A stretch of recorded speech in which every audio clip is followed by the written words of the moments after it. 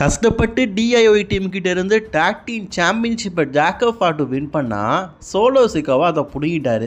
நேற்றைக்கு நடந்த ஸ்மாக்டவுனில் ஜாக்கப் ஃபாட்டுடைய வரவேற்பு மற்றும் அவருடைய கோல்டு டீத் இருக்குதே கண்ணை பறிக்குது. சோலோ சிக்காவை பார்த்தீங்கன்னா ஜாக்கப் ஃபாட்டுவை கெட்டி பிடிக்கிறது, நீ டைட்டில் வந்து டாங்கா ஓலாக்கு கொடுத்துரு அப்படின்னு சொல்கிறது, இது எல்லாமே கரெக்டு தான். பட் ஆனால் ஜாக்கப் ஃபாட்டுவை ஒரு சாயலில் பார்க்கும்போது எனக்கு என்னமோ பார்த்தீங்கன்னா சோலோ சிக்காவோ கிட்ட இருக்குது இப்போ பிடிக்கல அப்படிங்கிற ரியாக்ஷனில் தான் பண்ணிகிட்ருக்காரு.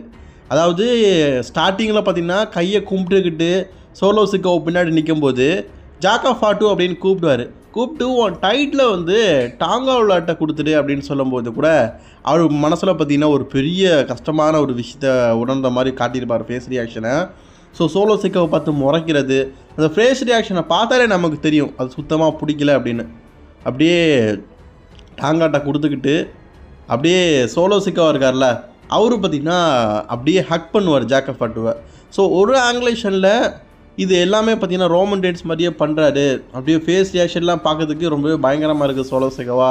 சோலோ சிக்காவை ஒரு பயங்கரமான ஹீல் பண்ணுறாரு அப்படின்னு சொன்னாலும் இன்னொரு பக்கம் ஜாக்கப் ஃபாட்டுடைய முகத்தை நீங்கள் பார்க்கலையே பாருங்கள், அவ்வளவு வேதனை, அவ்வளவு கோபம், டைட்டில் பிடிக்கிட்டியடா அப்படின்னு சொல்லிட்டு ஒரு வேதனை, அப்படியே கோவத்துலேயே முறைச்சிக்கிட்டு நிற்பார்.